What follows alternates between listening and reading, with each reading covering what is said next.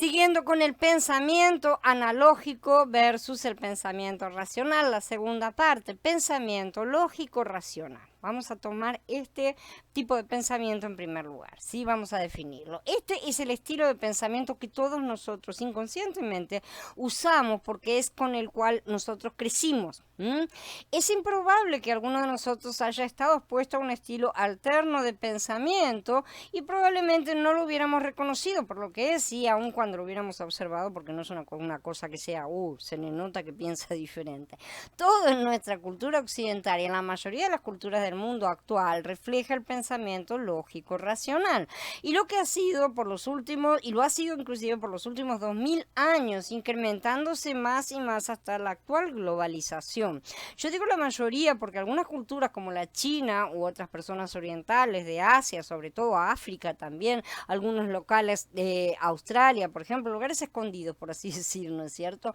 Que tienen aislamientos, no las grandes ciudades, por supuesto, de esos lugares, obvio que no, que ya han sido influenciadas, sino lugares aislados, inclusive regiones del Medio Oriente, aún incorporan el pensamiento analógico hasta cierto grado en su cultura.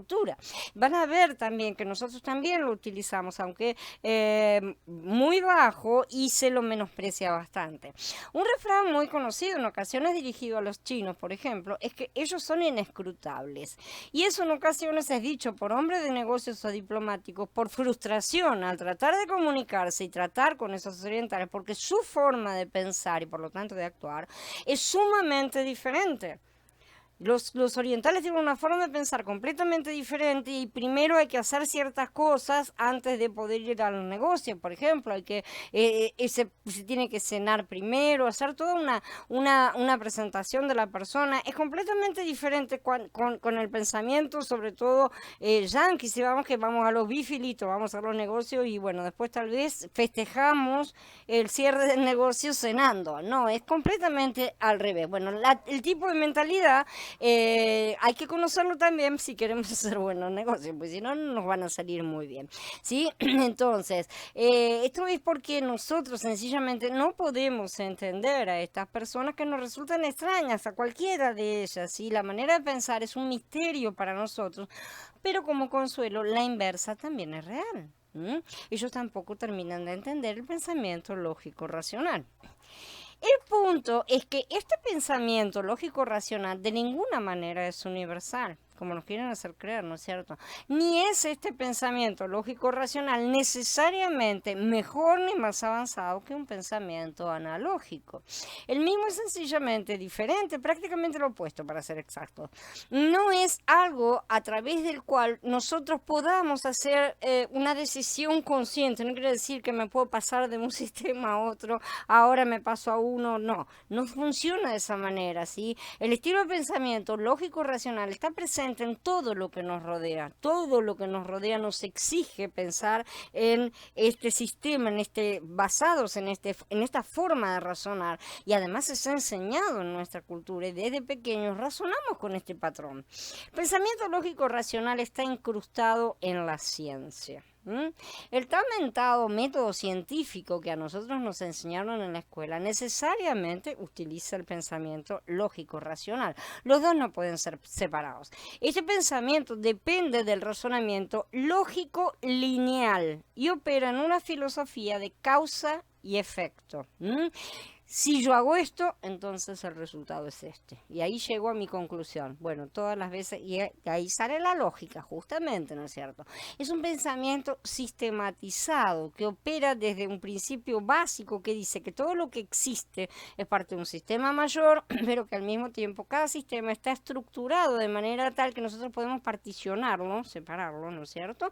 En partes más pequeñas, subsistemas más pequeños y examinar esos subsistemas separadamente y ver cómo es que trabajan. Este ejemplo, esto lo vemos clarísimo en la medicina, en que no tenemos un médico como cuando yo era chica, el médico era el médico de la familia y derivaba. No, ahora solamente hay especialistas. Prácticamente no hay un médico general, un médico que tenga todas las especialidades, a pesar de que no sea especialista en una cosa, pero que tenga todo el conocimiento. No hay. Por ejemplo, en el lenguaje de la ciencia, un automóvil es un sistema. El mismo está compuesto de muchos subsistemas, como un motor, una transmisión, una carrocería, frenos, el volante, esto, lo otro, ¿no es cierto? Un motor por sí mismo puede ser desarrollado, puede ser examinado también completamente fuera del carro. Ya puedes retirar el motor y observarlo.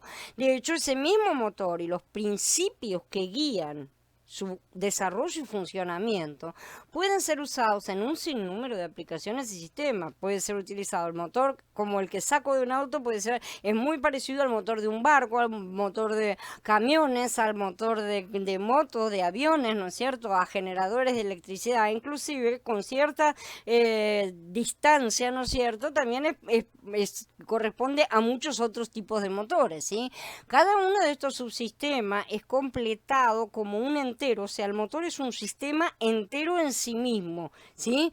Y solo es diferenciado en función y referencia al sistema del cual forma parte. Es decir, el motor de un auto es diferente del motor de un avión, sí, es diferente, pero los dos son motores y los dos aplican los mismos principios de los motores, ¿sí? Cada uno es independiente, lleva a cabo una función y también puede funcionar fuera de su sistema de contención, ¿sí? Es decir, puede funcionar fuera del auto. Pero cuando nosotros conectamos varios de estos subsistemas juntos, los correctos, evidentemente tenemos un automóvil, ¿sí? O un barco, o lo que sea que estemos montando. Otro ejemplo, la medicina occidental opera bajo la misma filosofía racional lógica. Un cuerpo humano es tradicionalmente visto como un sistema que consiste de muchos subsistemas, ¿sí? Como nuestro marco esquelético, cerebro, pulmones, estómago, aparato digestivo, aparato respiratorio, ¿cierto? Todas las cosas, el corazón, todos los órganos de visión, de nariz, la garganta, la piel. Si nosotros tenemos problemas del estómago, vamos a una persona que se especializa en el subsistema gástrico. Si nos rompemos un hueso, vamos a una persona que se especializa en los huesos y así sucesivamente con cada parte, ¿no es cierto? Y esta es la radical y furiosa diferencia, y de ahí las confusas peleas, entre la medicina occidental y la patéticamente mal llamada medicina alternativa, de la cual es exactamente al revés, porque la que vino como alternativa es justamente esta alopática. Sí, esta medicina alternativa se basa en un tipo de pensamiento analógico. Para la medicina alopática occidental en general, el sistema se subdivide en sistemas que no unifica. ¿Sí? Como si el cuerpo humano fuese comparable a un automóvil, por así decir. Pero en esto la medicina alternativa lleva toda la razón. El ser humano es un todo que no puede ser particionado, ¿sí? El famoso término holístico que utilizan los médicos de medicina alternativa, que implica observar al paciente como un organismo entero, y es lo que somos.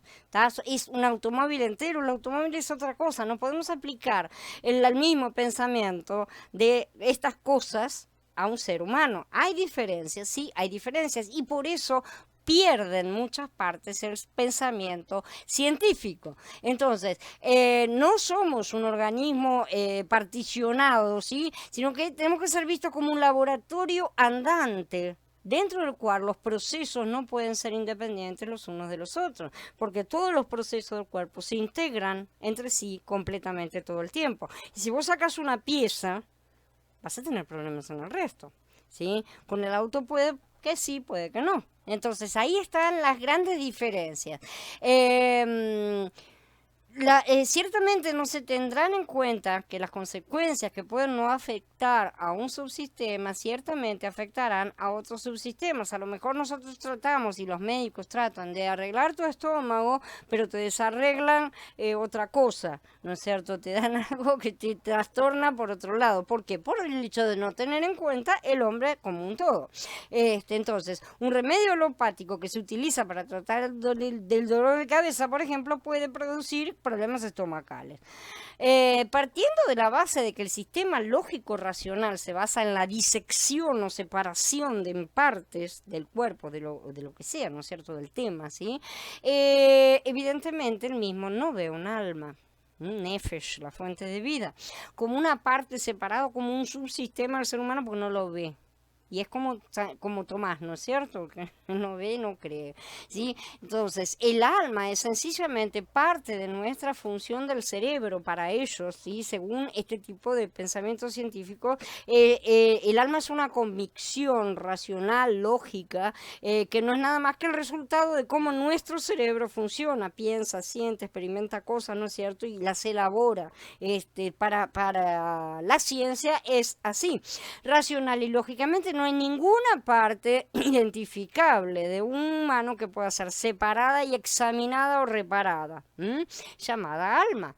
Con esto en mente ni siquiera voy a entrar en el concepto de Ruach, ¿sí? Porque eso no tiene ningún significado en nuestra medicina moderna occidental. Este tipo de pensamiento excluye a Yahweh de toda ecuación, por lo que está condenado al fracaso, lamentablemente, ya que deja de lado un componente, está dejando de lado un componente, no está dejando de lado una cosa externa, es un componente y el primordial, justamente, y lo deja de lado de sus análisis, solo por su incapacidad mental de análisis. Porque ese es el problema, que no le da la cabeza para analizar lo que no ve.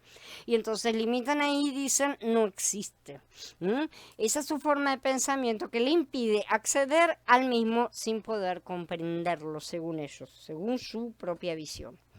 El pensamiento lógico racional es generalmente desglosado en dos tipos principales de razonamiento, el inductivo y el deductivo. El razonamiento deductivo opera en combinación con una serie de hechos fuertes y calculadores, ¿sí? Para poder llegar hacia una conclusión. Por eso se lo llama lógico. Por ejemplo, tenemos la premisa 1. Todos los perros tienen 4 patas. La premisa 2. Rocky es un perro. Conclusión. Rocky tiene 4 patas. ¿Sí? Es bastante simple el sistema, ¿no es cierto? Pero, sin embargo, sabemos perfectamente que hay muchos razonamientos falsos y todo lo demás. Pero bueno, eso es aparte. Pero el razonamiento inductivo no busca alcanzar una certeza matemática como hace el razonamiento deductivo. Así, sus conclusiones son simples razonamientos, no son leyes. Entonces, este razonamiento no se ha transformado en ningún tipo de ley. El razonamiento inductivo ocurre cuando nosotros unimos pedazos de información y luego los combinamos con nuestras experiencias de vida y nuestros conocimientos y muchas premisas, para así poder hacer una observación acerca de lo que aparenta ser cierto. O sea, lo que tenemos acá son argumentos personales, opiniones personales, y todo basado en qué, en lo que hayamos metido dentro de nosotros a lo largo de la vida. O sea, todas esas circunstancias de vida, nuestro carácter, nuestra forma de ser, lo que estudiamos, lo que no estudiamos, todo eso influye, ¿no es cierto? Y digo aparenta porque la mente limitada del ser humano jamás podrá tener en cuenta todos los factores. Es imposible. El ser humano es limitado, por lo tanto no puede acceder a lo ilimitado. Permítanme darles un ejemplo de razonamiento inductivo. La premisa 1. Carlos llegó tarde a la clase esta mañana. La observación 2, la premisa 2, es el pelo de Carlos estaba despeinado. La experiencia nos dice, generalmente el pelo de Carlos está bien peinado y Carlos no acostumbra a llegar tarde. Conclusión, Carlos se levantó tarde, tuvo un contratiempo o le pasó algo. A eso lo llevamos a la aplicación de nuestra vida práctica. Y esto, por favor, quiero que se entienda también porque es una forma en la cual el Padre quiere que agarremos las cosas y las llevemos a la vida práctica con aplicación.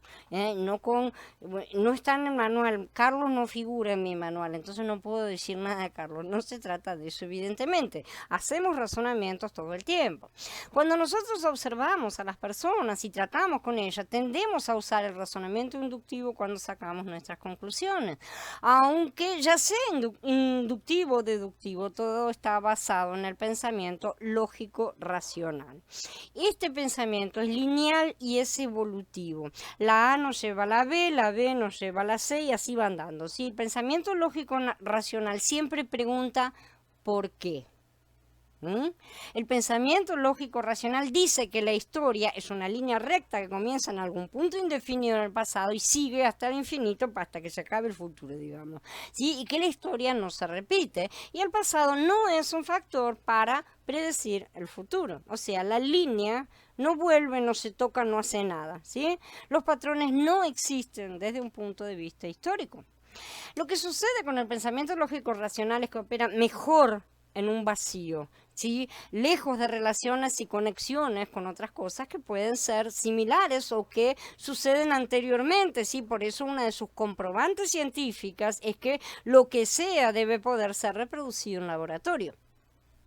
La verdad y la relevancia son pragmáticas, son cosas prácticas en el estilo de pensamiento lógico-racional. La pregunta de por qué algo sucedió es definida con base a cómo algo sucedió, justamente. Y exactamente qué sucedió. Vamos a ir retrocediendo en las preguntas que se va haciendo para poder volver a tener una respuesta. Es una búsqueda para la información relevante muy estrecha, porque tiene que ver con con un evento específico, en un tiempo específico, sus causas y sus consecuencias. Por lo tanto, ahí está la dificultad de muchos de no conseguir adaptar la Torá a la vida práctica, porque esto lo ponen acá y queda congelado acá, y no es así como funciona. La Torá no es una cosa estática, no es un código de leyes, no es un manual de funcionamiento, sino que es una línea de la cual tenemos que sacar el pensamiento analógico para poder aplicarlo en nuestra vida. Es una forma diferente de pensar y de encarar las cosas. Entonces, para el pensamiento lógico-racional es una búsqueda, ¿sí?, que es, como decimos, muy limitada, ¿no es cierto? El pasado y el futuro no tienen relación que tenga relevancia el uno con el otro, no se conectan, digamos, ¿sí? O muy poca, si acaso, tiene alguna relevancia para la situación actual. O sea, nadie mira ni al pasado ni al futuro, no se mira hacia el futuro previendo las consecuencias de lo que se hace ahora, pero tampoco se mira al pasado mirando a ver acerca de los errores que otros puedan haber cometido, lo cual es estupidez crónica. Lo que yo acabo de describirles es lo que las escrituras llamarían pensamiento griego. El mismo es el estilo de pensamiento de los helenistas, quienes por supuesto estaban en conflicto mental con los judíos. Y en unos pocos minutos yo creo que ustedes van a ver por qué ese estilo de pensamiento sencillamente no sabe qué hacer con el estilo de pensamiento de los hebreos, que es el pensamiento analógico.